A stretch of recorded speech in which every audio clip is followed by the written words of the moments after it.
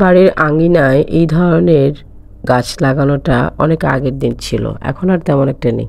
Hello everyone, আসসালামু আলাইকুম, কেমন আছেন? আজকে হঠাৎ করে আম্মুর এই বাগানটা দেখে সত্যি আমি অবাক হয়েছি। এতদিন যেতাম ঠিক আছে, কিন্তু আম্মুর পুকুর পাড়ে যাওয়ার তেমন একটা হয়নি। হঠাৎ করে যখন আজকে পুকুর পাড়ে গেলাম তখন দেখলাম আম্মুর গাছে সবজি ভরা। মাশাআল্লাহ, অনেক কষ্ট করে সেটা বুঝতে পারছি, যে কারণ প্রত্যেকটা গাছে আম্মুর অনেক বেশি সবজি ধরেছে। যেমন এটা হচ্ছে মিষ্টি কুমড়া গাছ।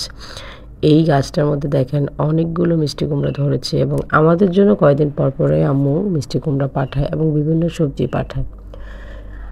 এই দিনগুলো কিন্তু আমাদের আগে দেখেছি আমরা সবসময় আঙিনায় মা চাচিরা সবজি লাগাতো, কিন্তু আম্মু আগের মতো আবারও শুরু করে দিয়েছে। ভিতরে অনেকগুলো বেগুন গাছ আছে এবং কি এত সুন্দরভাবে বেগুন ধরেছে। আর আম্মুর একটু কষ্ট হয়, অনেকটাই কষ্ট হয়। আম্মু একাই হচ্ছে এই পুকুর থেকে পানি এনে এনে এই গাছগুলোতে দেয়। সবগুলো কষ্টই কিন্তু আমাদের জন্যই করে। আম্মুর টোটালি কোনো তরকারি কিনতে হয় না। আম্মু আমাদের 3 বোনের জন্যই কিছুদিন পর পরে এই গাছের তরকারি পাঠায়। আম্মুর অনেকগুলো কাঁচামরিচও ধরেছে।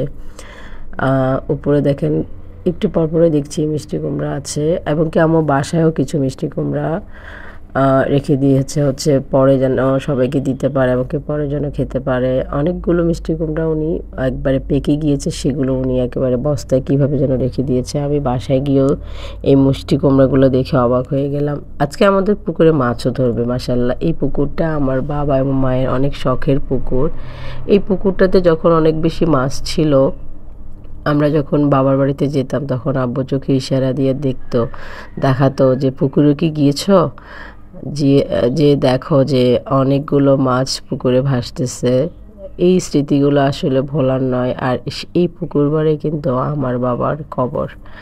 আমার আব্বুর স্মৃতি নিয়ে বেঁচে আছে। আর আম্মু সারাক্ষণ এই পুকুর পাড়ে কাজ থাকে সবসময়। আম্মু এই যে মরিচ গাছে দেখেন কতগুলো মরিচ ধরেছে, ভিতরেও আরও অনেকগুলো মরিচ গাছ আছে, সরিষা গাছ আছে, অনেক সবজি আম্মু লাগিয়েছে। তারপরে এখানে হচ্ছে আরও অনেক মরিচ গাছ দেখতে পাচ্ছেন। আমি আসলে বেড়ার ভিতরে মোবাইলটা ঢুকাতে পারছি না, নাহলে আপনাদেরকে দেখাতে পারতাম। আর এই পুকুরে আমার আম্মু নিজে হাতে অনেক মাছ ফেলেছে, এবং কি আমাদের আজকে সকালেই এই পুকুর মাছ ধরার কথা আম্মু আমাকে দেখাচ্ছে, দেখো এই গাছ ওই গাছ। আমি আসলে খুব অবাক হয়ে গিয়েছি আম্মুর এই বাগানটা দেখে। আম্মুর অনেক কষ্ট। এই গাছটাতেও অনেকগুলো মরিচ ধরেছে মাশাআল্লাহ। মানে আমি প্রত্যেকটা গাছ দেখে শুধু অবাক হচ্ছি যে আম্মুর এত সুন্দর সবজি বাগান আছে, অথচ আমরা এতদিন খেয়ালই করিনি, আসেই চলে যাই। কিন্তু আম্মুর এত সুন্দর বাগানে যে এত সুন্দর সবজি ধরেছে সেটা আসলে তেমন একটা খেয়াল করা হয়নি। শুধু এটা চিন্তা করছিলাম যে আম্মু যে কয়েকদিন পর পর আমাদেরকে এই সবজিগুলো পাঠায়, আসলে গাছগুলো কোথায়।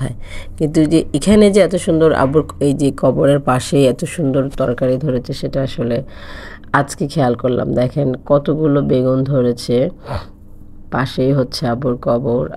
এই যে বাসায় হচ্ছে এই কুমড়াগুলো আম্মু রেখে দিয়েছে যাতে পরে খেতে পারে এবং আমাদের 3 বোনকে দিতে পারে। এটা হচ্ছে আম্মু সংরক্ষণ করে রেখেছে আম্মুর গাছের। আম্মুর বাগানটি কেমন লেগেছে সেটা অবশ্যই আপনারা কমেন্ট করতে ভুলবেন না। Thank you so much. ভালো থাকবেন। আজকে এই পর্যন্ত। আল্লাহ হাফিজ।